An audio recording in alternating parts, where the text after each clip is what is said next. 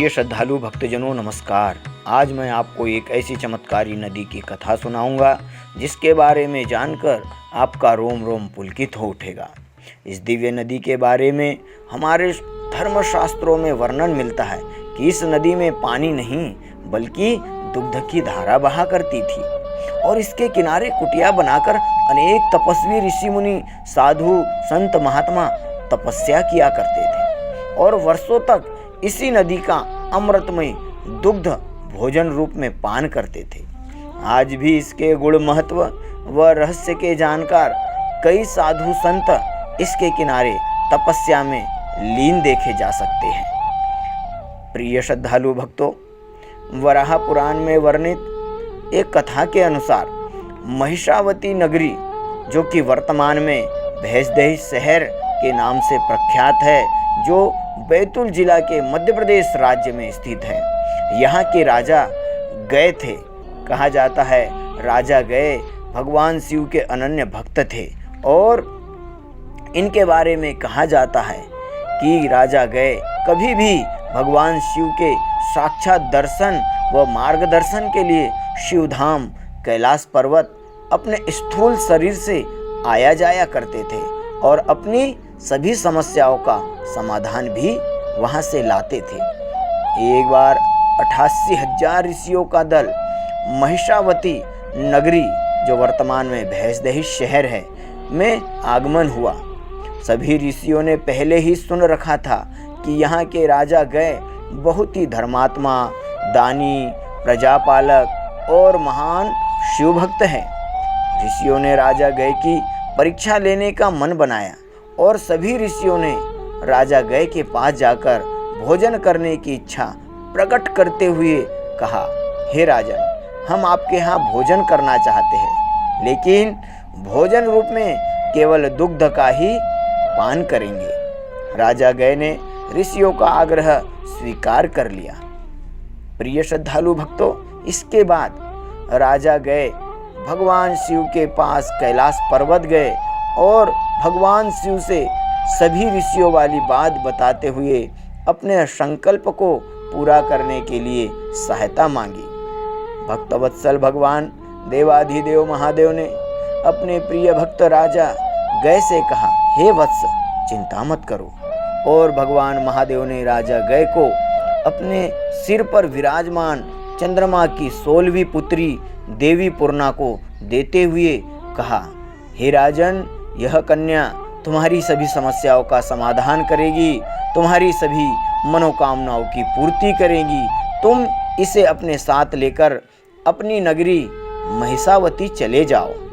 राजा प्रसन्नता पूर्वक भगवान दंडवत प्रणाम करके चंद्रदेव की पुत्री देवी पूर्णा को अपने साथ लेकर अपने राज्य, अपने नगर में पहुंच गए।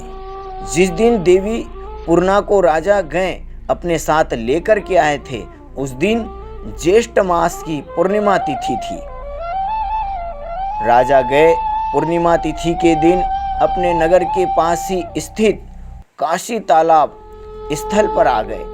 प्रिय श्रद्धालु भक्तजनों, राजा गए ने सभी 88,000 ऋषियों को भोजन के लिए ज्येष्ठ मास की पूर्णिमा तिथि को सुबह के समय आमंत्रित किया।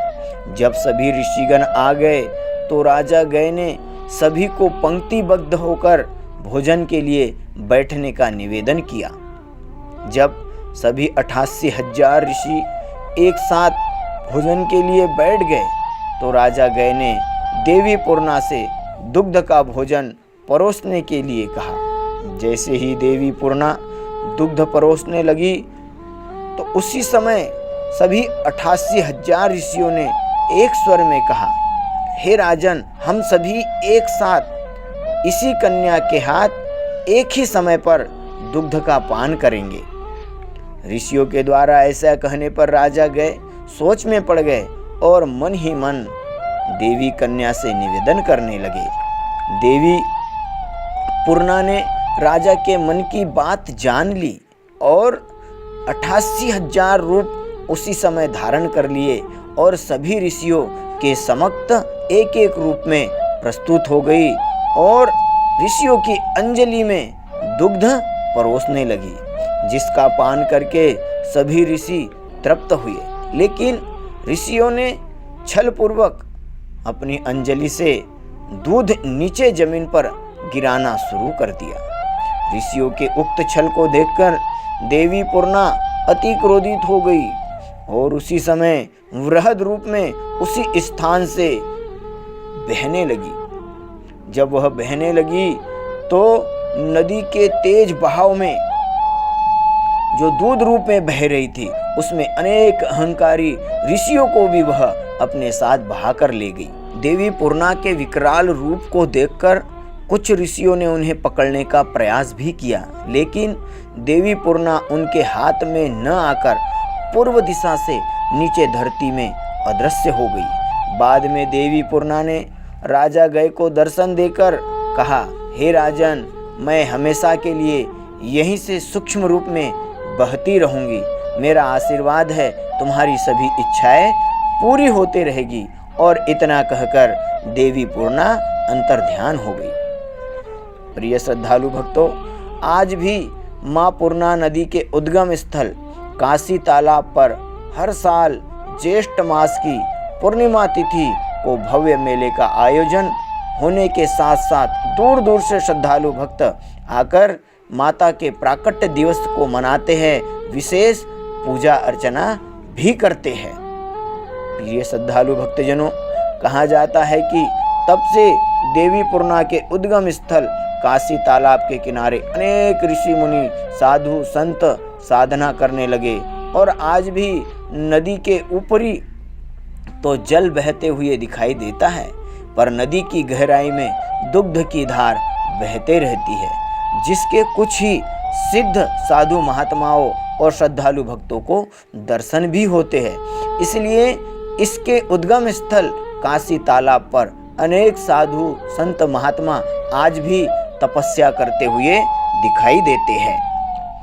प्रिय भक्तों, पुण्य सलीला पूर्णा नदी मध्य प्रदेश राज्य के बैतूल जिले की भैंसदेही तहसील में शहर से 1 किलोमीटर की दूरी पर एक छोटे से काशी तालाब स्थल से उद्गम होकर पूर्व दिशा की ओर प्रवाहित होते हुए महाराष्ट्र राज्य के श्री क्षेत्र ऋणमोचन मदगेश्वर स्थान पर ओम आकार लेकर पश्चिम दिशा की ओर जलगांव के चांगदेव में जाकर ताप्ती नदी में वृहद रूप में मिल जाती है, जिसे पूर्णा ताप्ती के नाम से भी जाना जाता है। तो प्रिय श्रद्धालु भक्तों, दुग्ध वाली नदी पूर्णा माई से जुड़ा यह अद्भुत रहस्य आपको कैसा लगा?